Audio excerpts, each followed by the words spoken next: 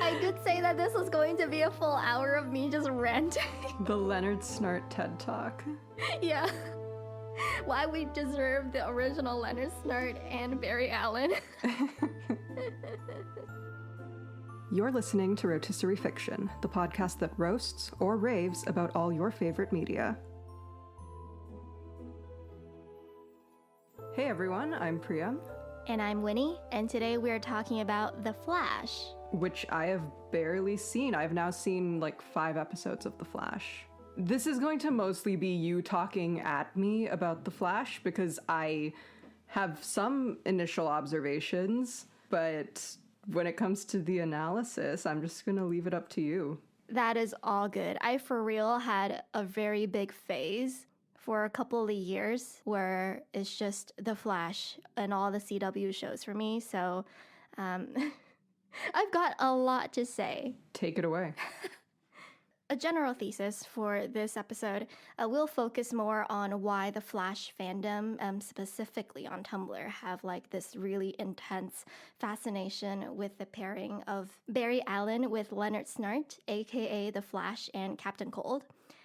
And this is basically a very thinly veiled Leonard Snart appreciation episode. You have been warned. I remember you were so obsessed with him. Yeah. And I was like, I don't know who this man is. Like, I've never... I remember you... Like, sorry to this man. I've never seen him in my life. I remember you being like, what kind of name is Snart? Yeah. It's not even Leonard that's the weird part. I thought the surname was ridiculous. Yeah. Leonard is fine. So The Flash premiered during autumn of 2014 on the CW. Yes, it is a CW show, so, set your expectations as they're supposed to be. The show tells the story of Barry Allen as the Flash, played by Grant Gustin, the King. The King? He does a good Annie, are you okay? Yes, he does. No, wait, I have to say Smooth Criminal. People are going to think I actually think that's what the song's called. Okay. No, but for real, his time on Glee is unparalleled. That's all I can say. So The Flash, it's part of the bigger DC Arrowverse. It is a shared universe that includes Arrow, Supergirl, The Flash, Superman, and a lot more. And as I said earlier, I was a very, very big fan of the show for the first 4 seasons. I think I tried to follow until the 5th season, but I got out of it because the story was progressing to whatever the heck it is, where it is now.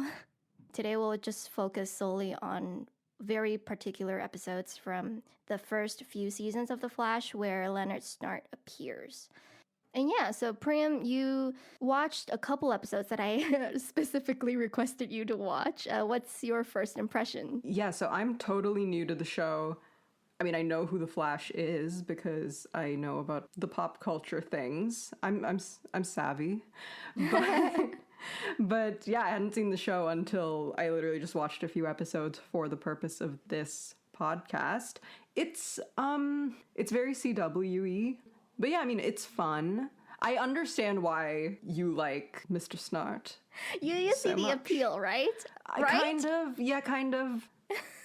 I like what they are intending to do with the character. I see the appeal. There's a few things here and there where I'm like, okay, I don't know if I personally would be into this character if I had watched this show back when, these seasons had actually premiered and at the height of the fandom. Mm-hmm. But I understand. So some character introductions for fellow newbies to the Flash fandom. The main character, Barry Allen, is the Flash. He is a forensic scientist with a tragic childhood, and Barry becomes a superhero with super speed after the explosion at Star Labs. And he basically fights crime against human criminals and other evil, superpowered individuals throughout the whole series. Meanwhile, enters Leonard Snart, portrayed by Wentworth Miller. He first appears in episode 4 of season 1 as the Flash's rival, the new villain of the week.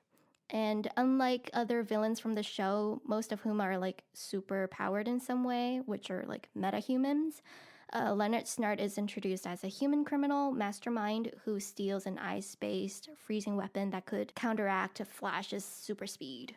Tell me if I missed something or if they actually just didn't explain it. Where did he get that gun from? Yeah, so in the first episode, He gets it from a random arms dealer. Like this. Okay. And it just happens to have this ice capability? No. So Cisco, one of the guy in the chair, when they first got Barry and they learned that Barry has the superpowers, Cisco made this gun just in case that Barry becomes evil. Okay. So that weapon is quite literally intended to counteract Barry. Yeah. And by association, Leonard is too. Yes. So as of the first week of July, when my notes were written of 2022, the fanfiction website Archive of Our Own has over 4,300 stories involving Barry Allen and Leonard Snart as a couple, and it is still sitting at first place as one of the most popular pairing on the site. So considering that the original Leonard Snart died over 5 seasons ago, that's like season 3, this is very telling on how influential Leonard Snart was as a character and Barry and Snart as a pairing.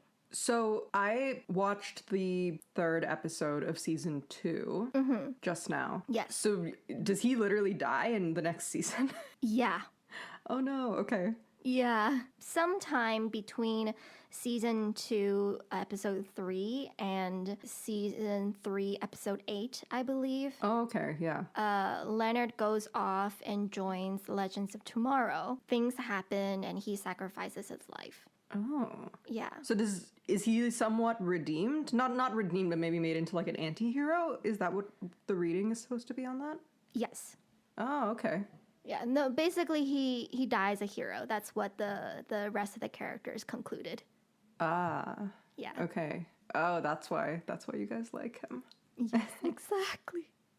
So it is also very worth noting that despite dying so early on in the series, not very early, but still early in the series, Leonard Snart remains as one of the most formidable villain against the Flash, who is not a metahuman, not superpowered, or a creature, or an alien of some sort. And he's just very human and very charming and very smart criminal. And I love him for it. I love him so much. Before we continue further, this is a disclaimer.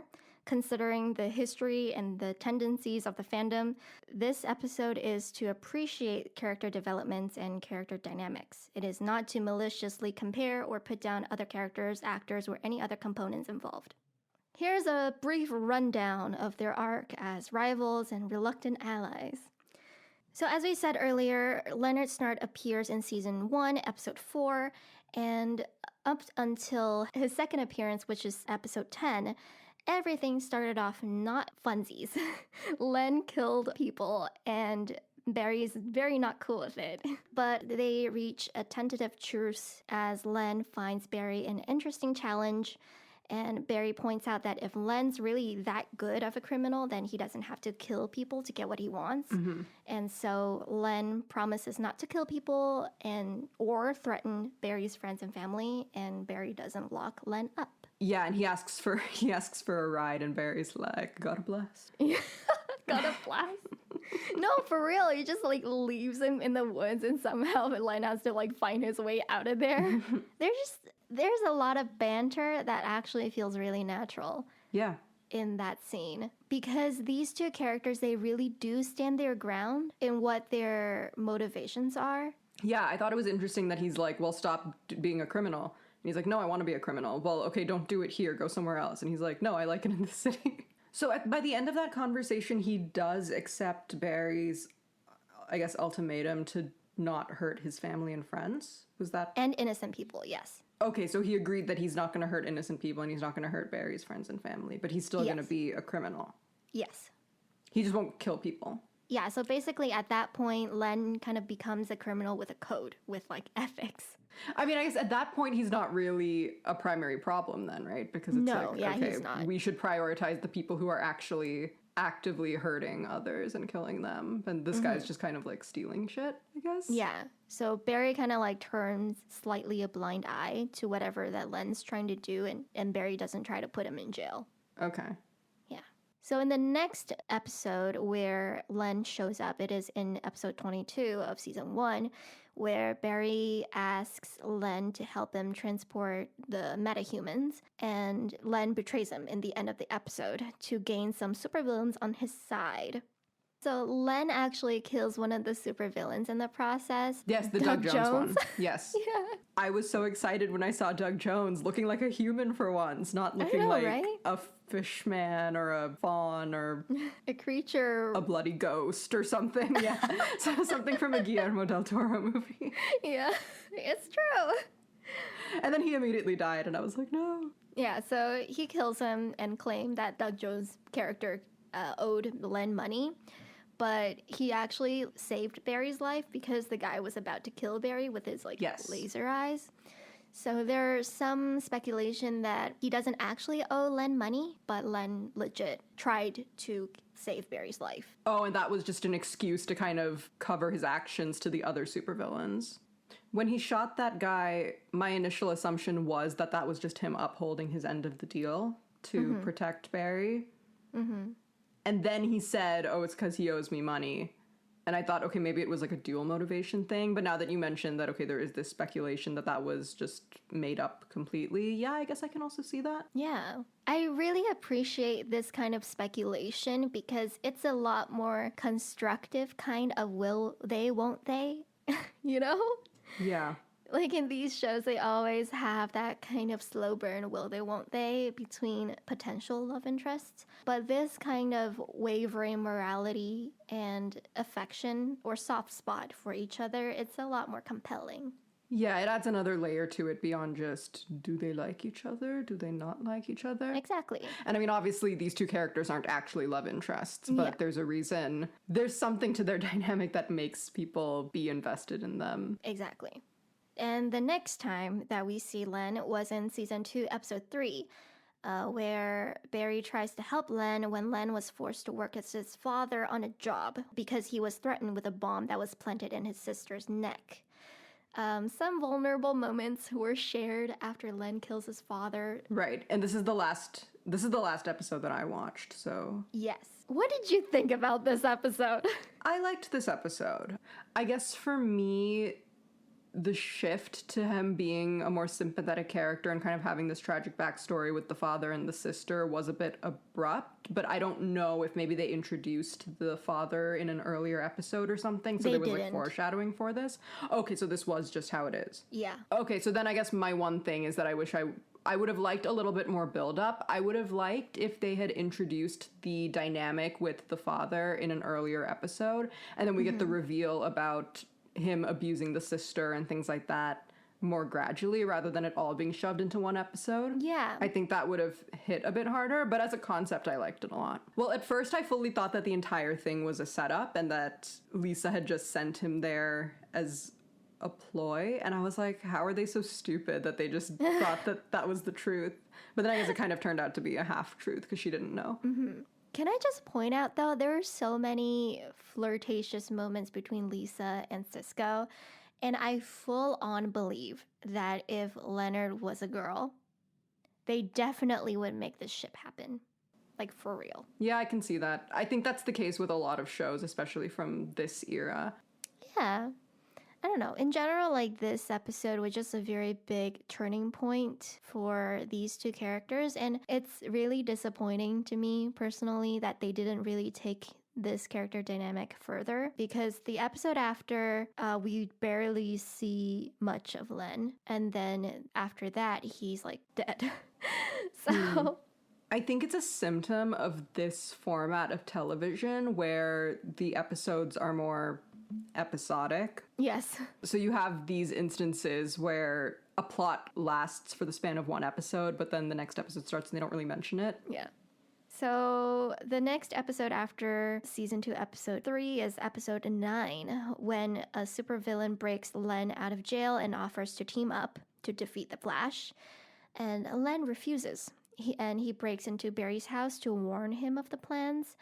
And he says basically his excuse was that he's got nothing to gain in defeating the Flash because, as we said before, Len actually appreciates Barry being the Flash, and he's returning the debt for helping him save his sister. Yeah, and I think we see earlier that he seems to place a lot of stock in debts. Mm-hmm. Because there is kind of this thing where he's like, well, now they owe me. Oh, yeah, for sure. Yeah, so I guess that is actually a legitimate reason for him, right? That it's like, well, I can't just let them kill Barry because I owe Barry. Yeah. And honestly, like, in this case, it's a win-win for him because he ends up in jail in the last episode and now he's out after, like, a few weeks. Yeah, true. And it's like, as you said, it's like he has nothing to gain from killing Barry now. Like, he's already out of jail. I assume that's all he really wanted at this point. Yeah, exactly.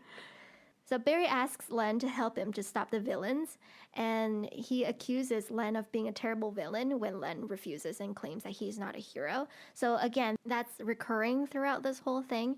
Barry saying that there is good in Len, but Len refusing. After that point where Len's like, nah, I'm not gonna help you, I'm not like you, I'm not a hero, they go their separate ways. So Barry continues his crime fighting and Len continues his criming until he is recruited by Rip Hunter, a man from the future, to be a hero. And he goes with him with the intention of robbing the past, future, and the present blind, but he ends up becoming a true hero when he sacrifices his life to save his friends and the world. Oh, okay. Yeah, so their execution of his death on the Flash's end is like super crude because all the shows in the Arrowverse, they have like crossover events, right? Yes. So when they have that crossover, the characters from Legends of Tomorrow, they're like, oh, by the way, oh my god, we forgot to tell you, Len is dead. Seriously? They just kind of... Yeah, no, literally, that's what happened. Do we see his death? Yes, we do. Oh, but... Barry doesn't, like, until much later. And the characters are like, oh, we forgot to tell you. Yeah, by the way, he died. Yeah, like, by the way, he's gone, but he died a hero. And Barry was like, no, he died a legend. Okay. I mean, okay, that is a really half-assed way to communicate the death to Barry, especially when that character relationship was so important, but I just can't get over the cheesiness of the line. Oh my god! And it sucks because at this point we can really see what we were saying earlier, that when it's such a long form of storytelling, the writers forget how to tie up the loose ends. So it's like so half-assed.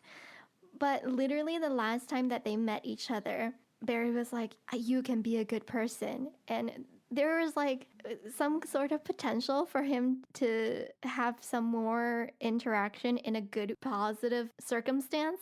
But it just never happens. And the next time they meet, he's already dead. I think when you do set a character up as an anti-hero or as morally gray, then there's a lot of opportunities for the heroes to interact with them. And you know how people always make jokes about a villain being redeemed and then just becoming like the weird uncle of the group? Yes. Yeah. That's so underrated, and I wish that more shows would actually do that. Yeah. These shows often just panic when a previous villain gets redeemed, and they're like, oh my god, what do we do with him now? But come on, that's the best kind of dynamic that you can have. Mm-hmm. Because there's so much history. They could have added him to the team. He would have been a good addition. Yeah, I mean, and it's very evident in how the plot requires him later on, because different versions of him returns in the show. Oh, okay. So it's like they know that it was a bad idea to kill him or something? Exactly. Because like the next season, the next time that we see the original Len, that's in season 3, episode 22. And Barry had to go back in time before Len dies and ask him for help to break into Argus and steal a technology that can save Iris's life. And like at the end of that episode, he repeats the sentence like, there are no strings on me, and that is the same sentence that he repeats before sacrificing himself. Oh. So there are like some hints that indicates like this is the last mission that he does before he dies, and like perhaps this mission is what prompted him to be willing to sacrifice himself. Oh, okay, because they went back in time for that. Yeah, like that final interaction with Barry motivated him to be a good person. Mm-hmm. So a lot of stuff happens in this episode that are really great for like character development. So Barry was straight up going to kill King Shark, one of the villains of the week. Mm-hmm. And Len stops him, and he offers the alternative to just put King Shark to sleep by lowering the room temperature. It's just really fun to see how these characters come to understand each other and know what each other's weaknesses are and what they don't want to do. And the fact that Len can pick up that Barry is not a killer and offer something else, it's kind of touching. Right. And on the other hand, we see Barry going straight for something that's a bit more ruthless. It's an interesting thing to see. This is the last time that we really see the original Len 1.0. Yeah. Yeah, because all the iterations that we see later are like him from a different universe. Mm-hmm. Once again, we see that the story requires Leonard Snart. To be compelling. Yeah, but they still killed him off. So previously we were talking about how Barry's super speed is counteracted by the cold gun. So obviously there is that very clear opposition in the cold and the heat. And the show itself knows that it is a compelling pairing because we get Captain Cold and Heatwave as an iconic duo. Yes. And we have like the human versus metahuman kind of dynamic. Because Leonard isn't even superpowered. He's just human, but a superhero can't even defeat him. He's just got a really cool gun and he's really smart. And yes, that's all due to him being a career criminal. Like, he does this professionally. He does whatever that it takes to maintain the control that he has over any kind of situation. So the Flash can't outrun a genius that's always one step ahead, you know? Like, right. Aside from having a cold gun that can literally stop the Flash. Right, he's able to go against him in a way that the super speed doesn't necessarily give Barry an advantage. Aside from like, the physical fights, I guess. From a show where most villains are other speedsters, this is so refreshing. There's Harrison Wells. In season 2, there is Zoom, so that's another speedster. And then in season 3, there's Savitar, which is actually just a future version of Barry himself. Also played by Grant Gustin, or is it a different actor? Yeah. Oh, okay. Between all that, there are other hero speedsters. So there's Jay Garrick, there's Jesse Quick, and there's Wally West. Okay. Yeah, because I guess when your hero's power is just being super freaking fast, it's kind of hard for any other characters to have a visually compelling conflict with him, unless they're also fast. So I guess that's why. Yeah, it's... I mean, the whole thing with the Flash is just run, Barry, run, and become faster than you previously were. But it's more compelling and more constructive to see him being brought down to an equal level to, like, humans sometimes. Like, not that he is stripped of his powers, but just to have someone who can be on the same page with him power-wise. That is not all entirely related to getting faster. Yeah. Because this isn't something that you can solve just by getting faster. Right, yeah. Yeah. So, and then there's like the enemies to lovers type of trope that comes with the hero versus the villain. And the reason why enemies to lovers is such a popular trope is because of the two characters' equal competency and like mutual respect for each other. In order to be enemies, they have to be on an equal level, and they have to understand each other to a certain degree to be enemies and to find the weaknesses to exploit. So they can like use that knowledge against each other. Mm-hmm. But during the process, they would also come to know each other's genuine vulnerabilities and possibly become sympathetic, which we see in episode 3 of season 2, where Barry's like, you can be a good person. But that's also how they reach a truce in the beginning, where Leonard is like exploiting the fact that Barry wants to save people and he uses it to ensure time for his escape. And later, Barry just appeals to Len's desire for a challenge and forces him to up his game. And meanwhile, they both share a common goal, which is to keep their city safe / in one piece. Yes. So just through that, they reach a truce and a common ground. Their pivoting point that they become reluctant allies and to defeat common enemies and or even do favors for each other. Yeah, I think that's always a really compelling hero-villain dynamic, especially when you have this kind of long-form television, so there's a lot of time to develop the characters, where they're not explicitly on the same side, but then there's the occasional time where it's like, oh, okay, this episode we have a common enemy, so we have to reluctantly team up, and people love that shit. so much. Exactly. And like Barry goes through so much every single time that he asks for Len's help. Even on his own team, he gets chewed out every single time he asks Len for help. They're like, "Oh my god, how can you do this? He's a criminal and he's hurt you so many times." But Barry like still vouches for Len every single time that they try to do this. And that's like some serious dedication for an enemy. Mm-hmm. And ultimately, Barry just sees that there's something good in Len. And he was right. Yeah. Because Len later on went to sacrifice himself to save the world. And there's a lot of tangible proof on how Barry has influenced Leonard other than just "there's no strings on me." Starting from the very beginning, Leonard was established as a very meticulous person with planning everything down to the second for each heist. He knew exactly when the police would show up and how long that it takes for him to finish the job. And before he met Barry, everything went exactly to plan, and he stuck to it as much as possible, which is actually reinforced by Lewis Snart, his father, during episode 3, season 2. But by the season 3 episode, Infantino Street, we hear this iconic line, which is like a meme at this point within the fandom, kind of. "Make the plan, execute the plan, expect the plan to go off the rails, throw away the plan." It's such a funny scene. Love that. And the Leonard pre The Flash would never say that. Like at this point, Leonard has been through some really tough stuff with Barry, so he's learned from him that he must become adaptable to anticipate anything that might happen. Right. Also, the world that he inhabits has become like crazier since like stealing jewelry and like antiques and whatever because of the presence of metahumans. Yeah, because in season 1, he's quite the micromanager, so Yeah. that does show a significant character development. So a different version of Leonard Snart confirms this change himself when Barry repeats the same line a season later. And this is in a universe where Leonard is a hero that fights Nazis and never met Barry. Okay. I almost said Harry.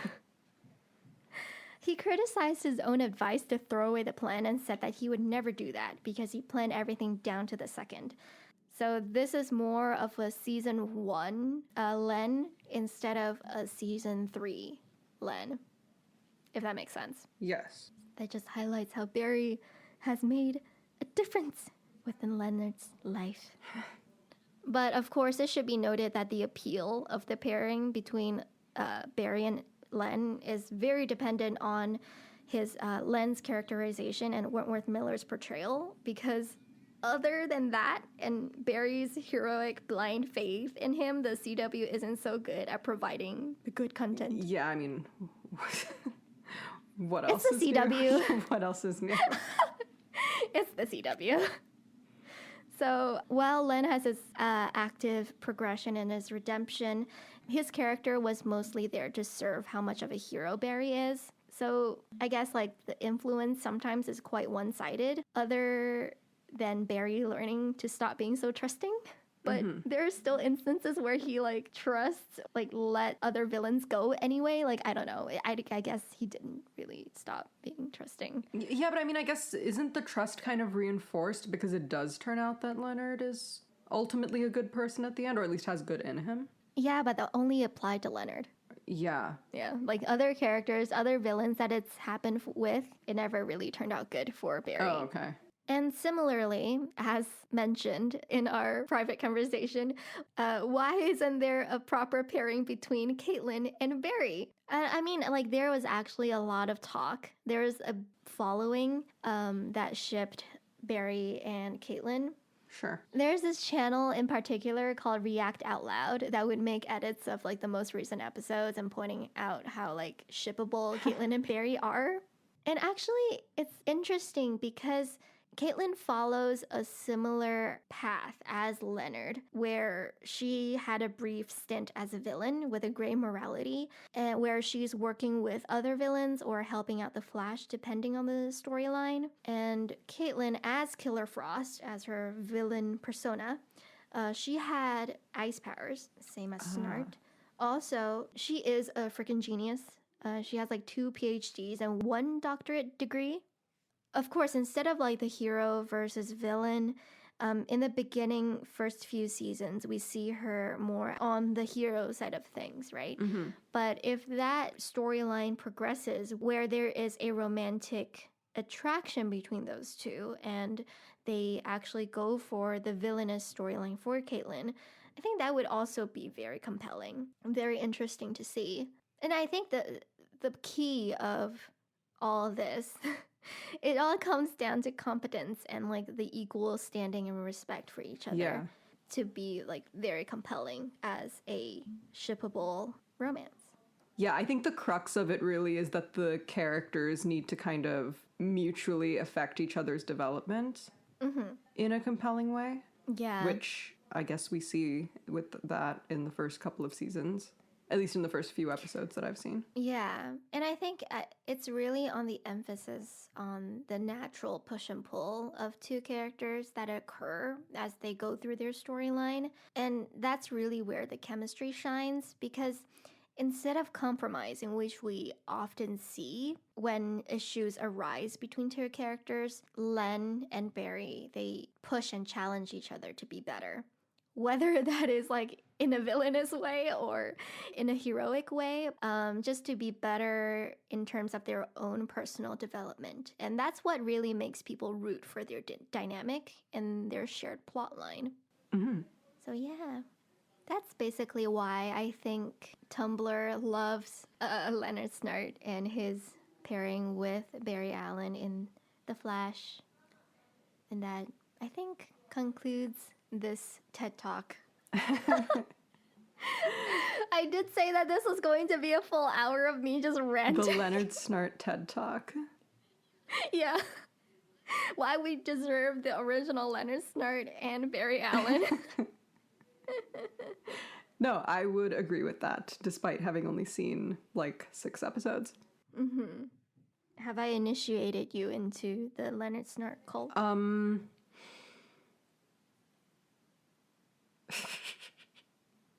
Thing is, that is really difficult, isn't it? We've got like 5 episodes of him. That's true. That's true. I guess, even though I'm saying I've only seen a few episodes, but I guess he's not actually in that many in the grand scheme of things. No, he isn't. Yeah. Am I allowed to say I'm probably not going to think about him again after we finish this episode?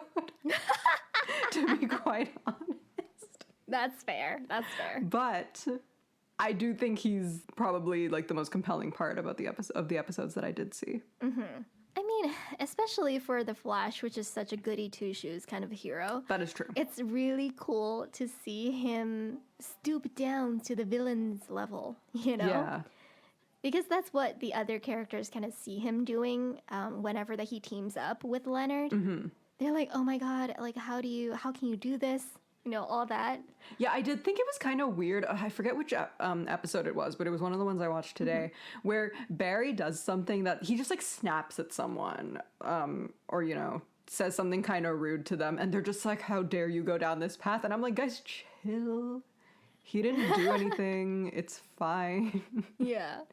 It's like Barry does something slightly morally dubious and everyone just freaks out. Exactly. Meanwhile, they don't really like bat an eye at human trafficking. Oh, okay. Which is what they intended to do with like shipping off the metahumans off. So there are a lot of suspicious things that they do that are actually more villainous than whatever that Len was trying to do. But, you know, the show doesn't really address that much. So this is another story of great potential that was lost. Yeah, like so many. Like so many. I guess our first 2 episodes have just been, we could have had it all. Yes, That's basically our first 2 episodes. Yeah. Yeah. Anyway, that's that. So I guess that wraps things up. Thank you for coming to Winnie's Leonard Snart TED Talk. Thank you very much, and I hope that you stick around for the next one. Yeah. Okay, thanks so much for listening, guys. See you in 2 weeks. Bye. Rotisserie Fiction is brought to you by Yarnspinner Productions. Follow us on Instagram at Yarnspinner Productions and email us at yarnspinnerproductions@gmail.com if you have any questions. Until next time.